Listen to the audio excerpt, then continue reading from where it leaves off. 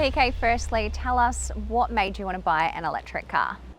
So there was a bit of emotion in it, a bit of environmental considerations, shiny new toy, because I could. So I decided to purchase an electric vehicle because some environmental factors, it was a new shiny toy, and I'd been doing a bit of research about cars. I'd been looking at getting a hybrid, and then I came across the Hyundai. What made you want to purchase the Hyundai? Why did you choose that? So I decided to get the Hyundai because it was car of the year, and I'd been looking at various reviews online, and it was coming up pretty good in comparison to other EVs. What other cars were you cross-shopping against the Hyundai Ioniq 5? The Tesla. I was looking at the Tesla, and as I said, I'd been looking at hybrids, the RAV4 as a hybrid, but what was putting me off there was the long wait.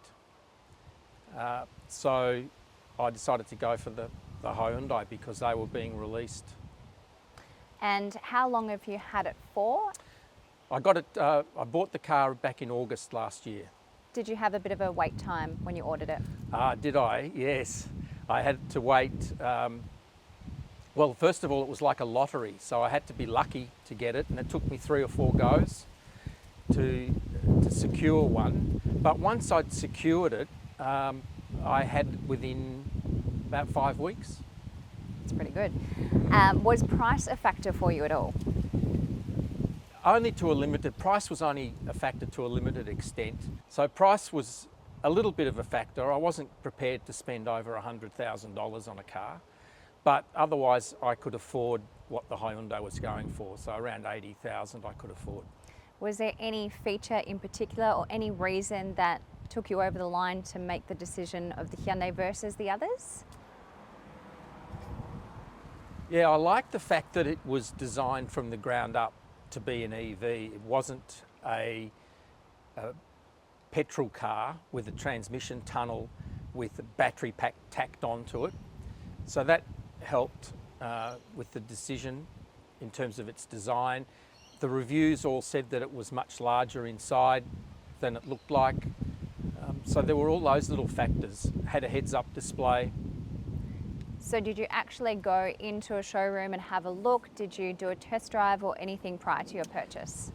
Yeah, that's the thing, the way Hyundai was selling their cars. You couldn't test drive until you'd put a deposit down and secured a car, and then you could test drive, but you could cancel it if you didn't like it. But we test drove it and liked it and went ahead with the contract. Right. You say that you did a lot of research, reading reviews. Did you speak to any other EV owners? Do you know many? I didn't speak to other EV owners. I relied on reviews.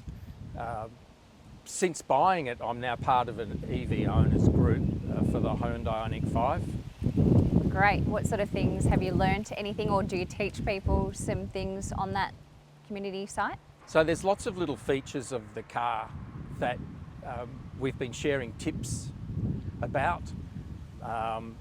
Did you learn anything from anyone else that a feature potentially that you didn't even know existed in the car? That's what I'm trying to think of, actually.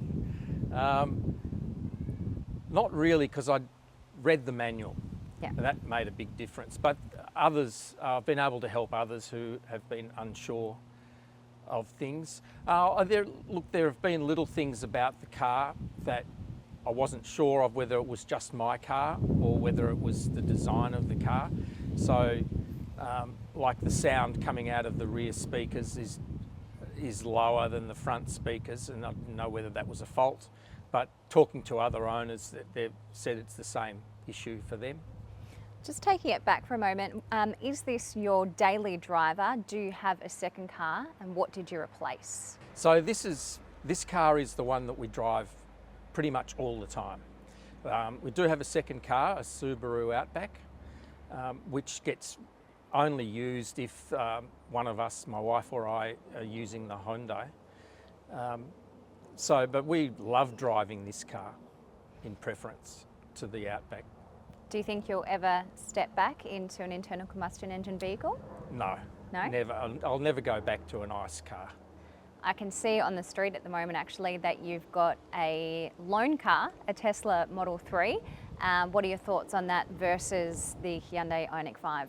So my thoughts about a Tesla 3 versus the Ioniq 5, I prefer the Ioniq. The Tesla has some nice features, but it doesn't have things like a heads-up display, which is important to me. Someone once described the two cars as the Tesla is a computer trying to be a car, whereas the Ioniq 5 is a car trying to be a computer. I like that. Just with any features in particular that you love or anything that you don't actually enjoy with the car? No, pretty much like everything about it. If there's any niggles about that I don't like, they're very, very minor. For example, there's no actual trip meter for a journey which is broken up with charging. It measures distance travelled between charges, but if you're going into the country and you're charging en route, it doesn't sort of keep a record of the entire distance from home back to home again. So that's just a little niggle. Any problems at all as yet that's seen you take it into the dealership? I'm guessing you're not as yet due for a service. So I've only had the 1,500 kilometre Right. first service. But otherwise, no, I haven't had any problems with it. What was your servicing experience like, and how much did it cost you, if you're okay to share? Well, the first service is free, and they've been very good to me at the dealership. Do you know what you're up for your upcoming services? Have they revealed that to you? They have. When I purchased the Ioniq 5, I purchased the servicing package as well. So I don't have to pay for servicing for the first 5 years. How much was that package, if you remember? It was about $1,200 or $1,300, I think. And what was the drive-away price for your vehicle, if you remember? Drive-away price was about $85,000. Right. So a little bit over your budget, but not much. Not much. Great. Yeah. That's because I got a tow bar put on, and cool. yeah. Any other additionals? Yeah, I've had paint protection film put on to stop stone chips, to protect the paint, and that's about it. That's the only addition that I've had, as well as the tow bar. It's pretty feature-packed as it is, isn't it? Yes. Reason behind your colour choice? It was available. So didn't want to just go for a white or black. You want it. So this is the digital teal. So it's the digital teal. It changes colour in the light depending on how you look at it and what the light's like. It will go from a grey to a green. And I did like the digital teal. It was something a bit different. Okay, so talk us through your setup and how you charge your electric vehicle. So charging for this car, our setup is pretty basic. I've installed a 15 amp power point. And so it's just plug into a 3-pin power point. Looks like a normal power point. It's a little bit different, but for all intents and purposes, it looks like a normal power point. And then I plug that in and we'll charge the car a couple of times a week using the solar that I've got. So charging, I have a 15 amp power point. It's single phase. That will give me about 3.4 kilowatts per hour. So to charge up from 20 or 30% to 80% will take about 11 hours. So I top up a couple of times a week. I can charge it up overnight. I try to use solar as much as possible so that it's free electricity rather than having to pay for it at night time. And how often would you say, how many times a week would you say that you need to top up? So I top up maybe twice a week. Great. What sort of driving are you doing? Because I know that you work from home. Are you travelling long distances at all, or is it just for your day-to-day runner? No, it's just around the city. So we're not clocking up huge kilometres with it. Have you had any situations as yet where you've gone for a longer trip and you've had to look for public charging on the way? Yeah, so we did a trip from Melbourne to Penola and Coonawarra earlier this year. So we topped up at a fast charger just outside Ballarat, which is a paid charger that cost us about $20, and then went on, stopped along the way. There was a charger there, so we charged overnight, and then on the way back, funny story, heading back for the fast charger outside Ballarat, and the highway was closed, and we had to detour. And I had two choices, and I think I ended up choosing the longer choice. And we got down to 0 charge on the car, and so that was a bit of range anxiety kicked in there. The detour was probably about added an extra 15 kilometres or so, and so we ended up sort of bush bashing, going up dirt roads and things to try and get to this fast charger. But like an ICE car, when it says 0, there's still something left in the tank, and so luckily we were able to get to the fast charger, and from 0 up to about 80% took 20 minutes. Great, so that would have been a 350 kilowatt maybe? A huge charger. So it just was time to have a coffee and a break and say, phew. So you know you can go to about negative 15 kilometres and you'll be safe? Indeed. That's very good to know. I haven't actually ran one out yet, and that's a scary situation I don't want to be in. I've seen a review in America. A guy ran it until it ran out, and he said he got about 10 miles. Right, okay. That's good to know.